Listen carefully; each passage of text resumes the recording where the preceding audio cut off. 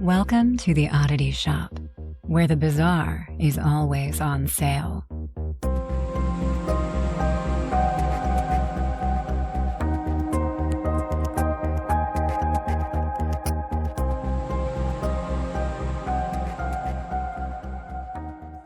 Hey there, you oddballs. Welcome back.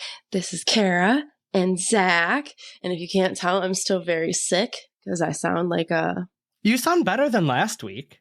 Oh. But hey, for anybody who is new here, we are Oddity Shop. We're going to tell you some creepy, strange, weird, mysterious stories. So stick around. Check out. We've got a few episodes lined up too if you want to go back and listen to some. But Kara, other than... or don't. We get better as we go, so if you go back, you can get some funny ones. Do you think we get better? Yes. I don't know. Sometimes I think we don't. I think we did. A little bit. Okay, what? All right, how are you doing? You've been dying about COVID. What else is going on? That's really it. And you know this, because I haven't talked to you in, I would say, 9 days, 10 days? It's been a minute. It's been nice. I'm not even going to get into it, because I know a lot of people had it worse than me.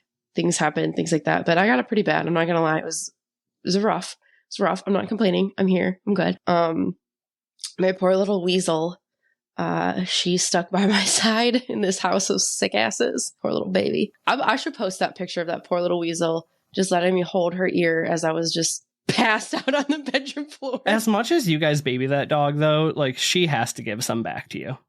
Oh, and she does. That's why she gets so babied. But other than that, that's really it. Today was my first day back to work. I had a little bit of a half day the other day, and it was... Today was my first day back. The weather's beautiful, so... I will take this all day long. Yeah, unfortunately, I have nothing... I have nothing good to say except for I'm here. I really don't have much news since we last talked either. I started spring cleaning. Real exciting stuff. Trying to be outside since, the earth doesn't hurt our face right now when we go outside. It's really sad, though. It's really not good that it's, what day? April 13th, and it's 85 degrees. And it went from 40 to 80 overnight. Like, there was nothing in between. That's not good. I love it. It's not good. But it's not a great sign. Right. So anyway, that's really all I have. Yeah, I think we're going to get into it quick this week. Real quick, though, before we get into it, too. We really want to ask, if you are enjoying the show, if you could do us one solid. Yeah, if you find yourself coming back here time and time again. Right. Or even if it's your, only second time here. So time again. We just want to ask if you would share the show with one friend who you think would find it interesting or find some entertainment from it. Just, help us grow. And the more we grow, the more we can do the show. The more we grow, the more we can do the show. We'll have a jingle one day. Will we? You got a question for me this week? I do. I'm proud. Don't think too much into it. Just it's like, what is it called? Like a spitfire question. Just gotcha. Don't think too much. What did you do with your baby teeth? I put them under my pillow and then they would disappear. Okay, cool. I get anywhere from $0.25 to $1, but I have no idea what happened to them after that. Okay. Well, I was the odd child that had I had a little box. It was a little yellow box, had a tooth on it with a crown, like a wand, and then I would put my teeth in there. But then I also had this bag that Aunt Pat, I'm pretty sure it was Aunt Pat, got me when I was really little, when I first lost my tooth, and it was this little bag, and then I could put my tooth in it. Okay. Do you use the same bag for all your teeth? Yeah, I mean, it was a little burlap style bag, a little one, and I would put them in there, and then I would take time cleaning them, and I would prepare them to be put under my pillow. That's horrifying. No, well, teeth are horrifying. I also dropped one down the drain once when I was cleaning it, and I had a full-blown panic attack, and my dad actually had to take apart the piping and the plumbing to get it. Let me ask you this, though. So you'd put it under your pillow. Did it disappear, or did you have a burlap bag of all of your teeth? I have a follow-up question for you. Hypothetically, and not just because you're gay, it's just because this would never happen. If you had kids, okay, if you makes had sense. kids, would you allow them to believe in the tooth fairy? I mean, sure. I don't see any harm in it. Okay, this is where I have a hard time with this, okay? And this is why. Because we teach our children, right? Our children are taught, don't allow strangers in your house. But then we tell them that like a weird Santa's going to come in, the Easter Bunny, the Tooth Fairy are going to just like break into your house and like leave weird shit for you or like take your things. But like we're not supposed to take things from strangers. But see, I also think it teaches a valuable lesson. Like in a pinch, you can sell your body parts for money. I mean, that's very fair enough. Yeah. Okay. So anyway, it's just really messed up to me that we like teach our children all of these things. Okay, even Halloween, you know, Halloween is my jam, like trick-or-treating. Don't effing take that away from me. But when you really think about it, it's like you're literally letting your kids run the street and taking stuff from strangers. That's why I don't think kids don't really do that anymore, though. Not really. It's more like a trunk or treat thing, Right. like at school. Lame. Whatever, I digress. So if you haven't kind of guessed already, we're talking about the Tooth Fairy. I kind of figured that's where we're going. A little bit of like Darkness Falls. Was that movie? Oh, wait. Was she a witch or a... No, She was like an evil tooth fairy, yeah. Yeah, bro, totally forgot about that. I don't know It's if a I actually great watched movie. the whole thing through. I need to rewatch that then. Same. Well, anyway, in my delusions of this sickness, I was scheduling a dentist appointment, and I started thinking about the times that my wonderful mother would somehow not wake me up as she snuck into my room, steal my rotting tooth that I left under the pillow, and then replace it with fairy dust and money. Yes, that woman put fairy dust under my pillow every single time. I could actually see that one. It was honestly the best part about it. I just got money. I didn't get the fairy dust. I even wrote that fairy bitch a letter asking if I could keep the teeth and still get paid, and she must have let me do it because I had a whole thing of teeth. Wow, you swindled the tooth fairy. I'm proud of you. I did. Anyway, so this got me thinking that I never did... Oh, and I never did schedule that appointment, actually. Holy shit. Anyway, like, why in the name of anything do we collect teeth and pay our children for them? Like, what is happening? I feel like of all of the holiday critters, and I guess not holiday, but just... Well, let me tell you why you like this one. Because it's not religious. I wasn't going to say I liked it. It's just odd.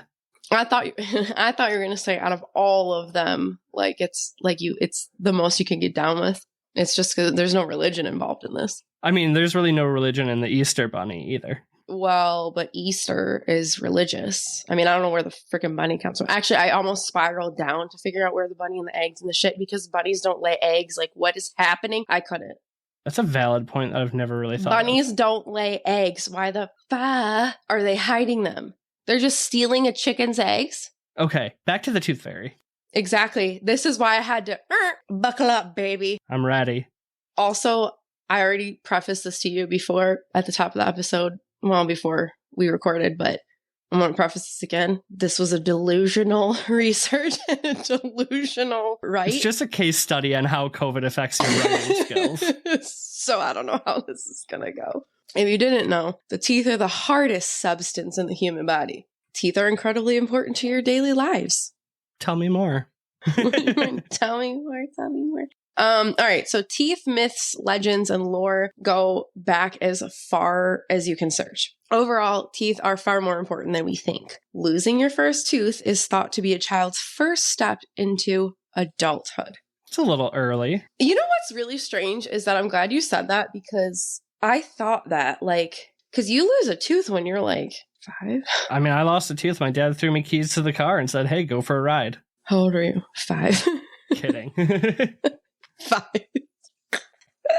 But I kind of thought that too. I was like, wow, adulthood. Like, but I guess if you think about back in the day, ages, I feel like age ranges were so much different than they are today. So I guess that makes sense. But anyway, so with adulthood, that comes a lot. And it all goes back to witches, because we can never leave them alone. Of course.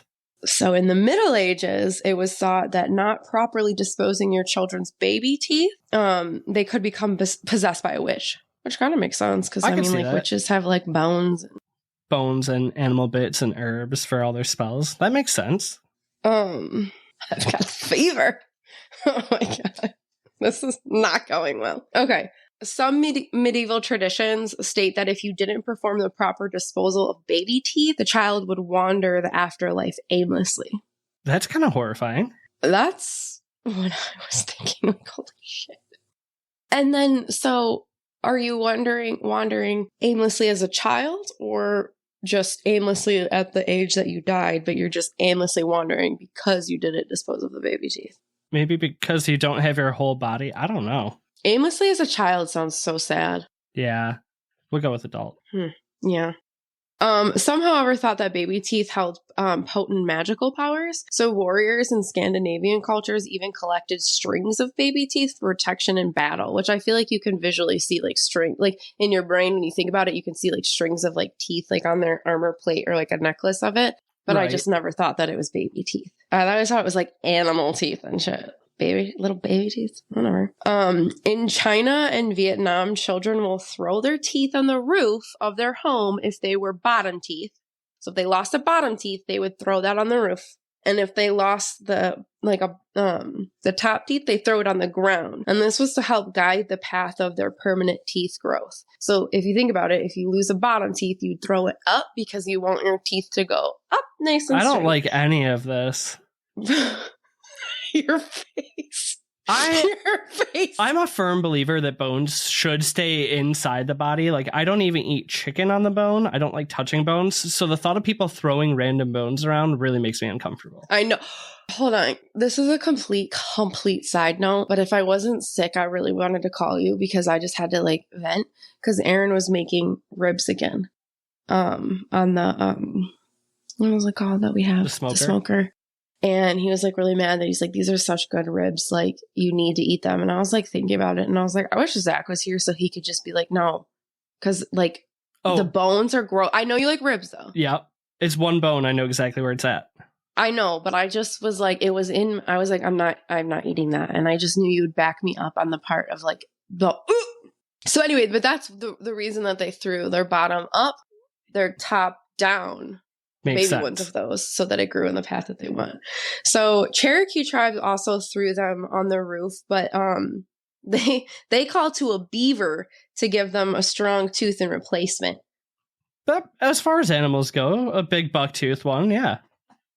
Right. I don't want to mispronounce this, but it's Dene, so I don't know if it's Dane or Den. Yellowknives tribes.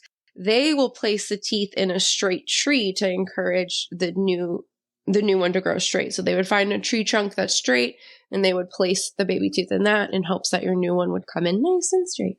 In Europe, some children used to bury lost baby teeth in the garden. This was done so that new teeth would grow just like a plant did. At least that one's not exposed. I'm down with that one. This is my favorite one. Because rats and other rodents have especially strong teeth, some cultures will sacrifice a baby tooth to them by leaving it by like the mouse hole or beaver dam, things like that, because, you know, they were hoping that exchanging the magical token of a childhood would give them strong, healthy teeth to come. Wow, life before dentistry was amazing.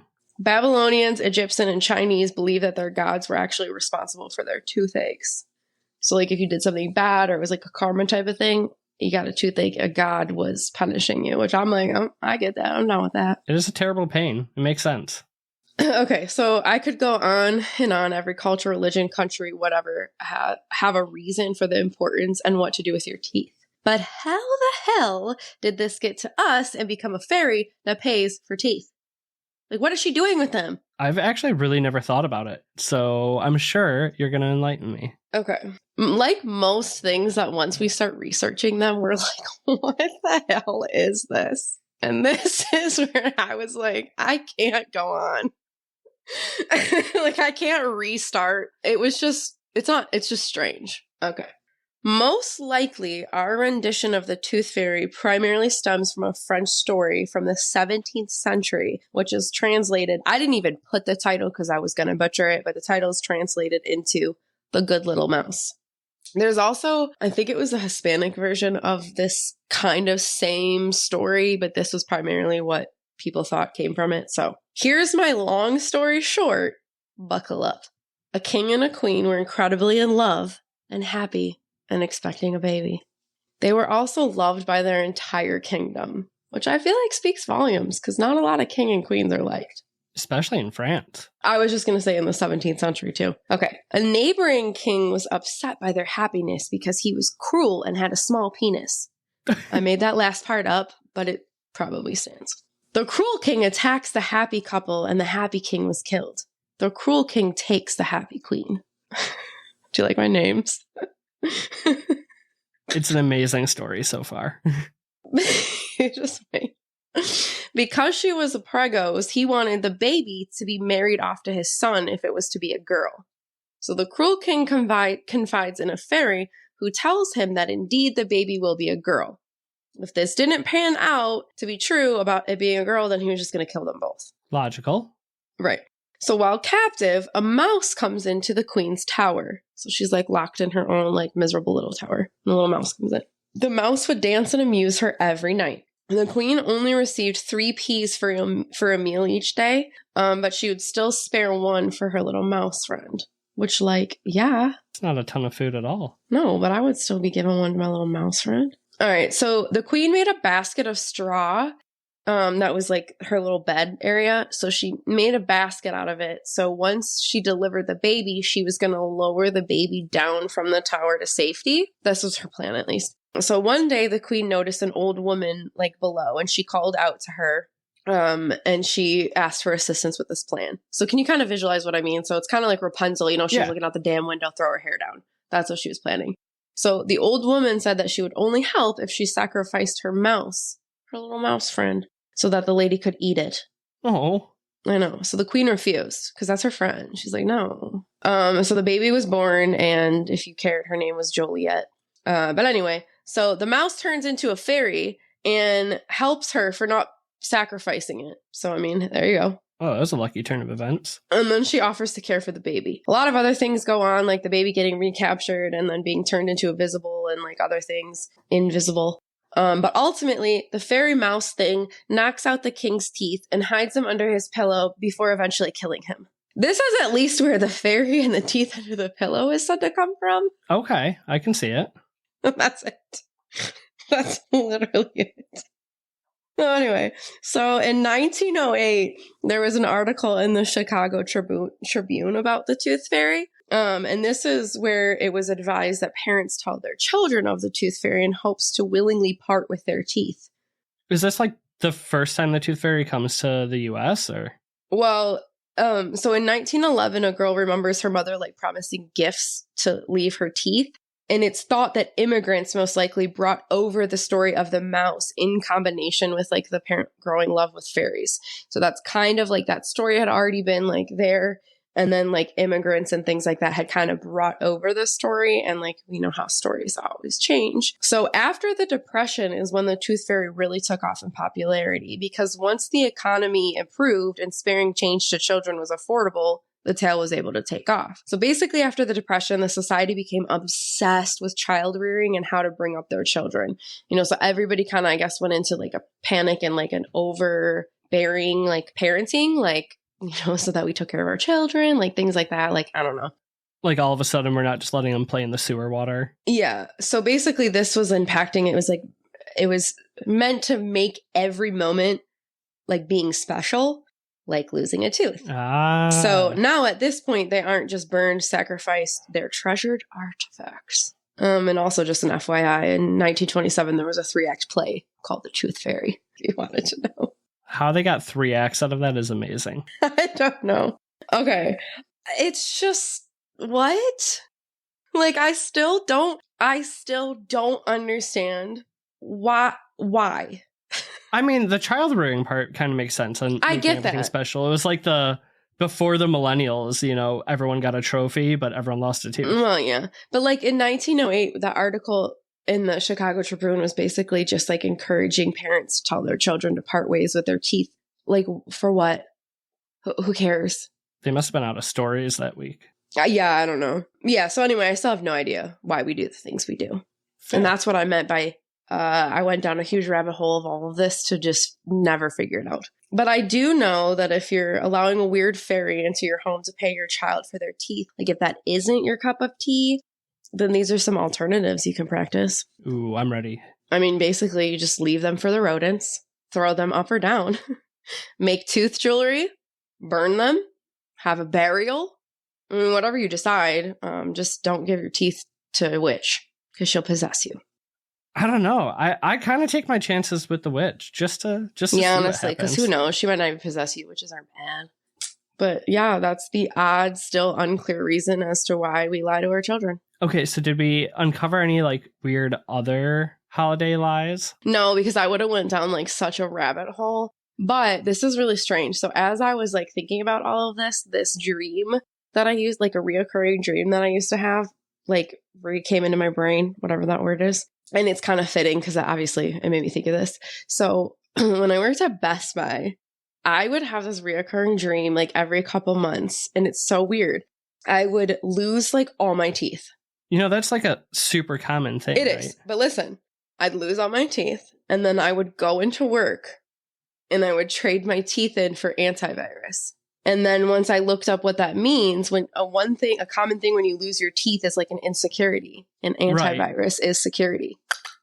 Interesting. There's a million other things why, like, about losing your teeth. I know you're looking it up right now, I could tell. I am. But the main one is an insecurity about something. I knew that. I've heard too, it's like you have something to say, but you're not telling somebody. Although the top Google result is that teeth falling out is associated with loss and important life changes. I was going to say loss too, like death or loss. Or it just means you're becoming an adult. Right, of course. It's a very special moment. You lose 3 teeth. You know what? You can go buy cigarettes and beer at the corner store. You have to like present your teeth to the clerk at the counter. I've lost this many. Don't even edit out my coughs. I'm going to, because people are going to hate that, but you sound great. You know when, this is also really strange and I don't know how to maybe articulate it where it doesn't sound incredibly dumb, but you know when you get that overwhelming feeling like throughout the day that you're forgetting something? Mm-hmm. I constantly feel like I'm forgetting. This is going to sound weird. Forgetting something in my mouth. Like whether it's like a retainer, I don't know. That's like the only thing I can articulate is like I feel like I'm forgetting to put something in my mouth. Did you wear braces? I did, but that was so long ago that I don't feel like I should still be doing that. But it is. It's like I'll be driving and I'll like be moving my tongue around and be like, oh my God, I forgot something. And I feel like I forgot something in my mouth. And the only thing I can think is like a retainer. The reason I asked about the braces is because I had similar when I broke my arm and I didn't have my cast on for the first like year after that. I kept thinking like I'm forgetting my cast or something. Oh my God. My teeth journey is a treacherous one. I had one of those stupid things that were cemented at the spacer. And you had to crank it with a key and it...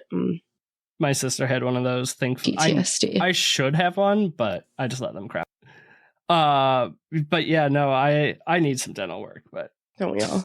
That was my weird rabbit hole of the tooth fairy, and it's very unclear to me. Okay, the older stuff is very clear to me, like why we did the things with our teeth, like we wanted them to come in straight and be strong, and like the gods and things like that, and witches. But then I don't understand where it turned to like we needed to convince our children to willingly give their teeth up. Like what were they? Were children hoarding their teeth? That's what I guess I kind of was, so maybe. But also, who cares? Were they still believing in witches then? Maybe. I don't know. But I like that little rat friend. It was mouse cute. Friend being the good mouse. All right. Well, with that, don't forget to make your dentist appointment. I'm going to hold you to it. Oh, yeah. Deb already yelled at me. Nice job this week, though. I'm proud you pulled it together, even though you've been literally dying. Like, for anybody who doesn't understand, Kara calls me multiple times a day. But I don't get sick either. And you haven't called me in over a week. That's how I know it's not well. Because I couldn't. And I got some damn peace and quiet. Shut up. I hate you. All right. Nice job, dude. You got anything else you want to leave us with? I feel like I did, but I guess I do not. So, with all that being said, creep it real, you oddballs. Goodbye. Bye. Oddity Shop.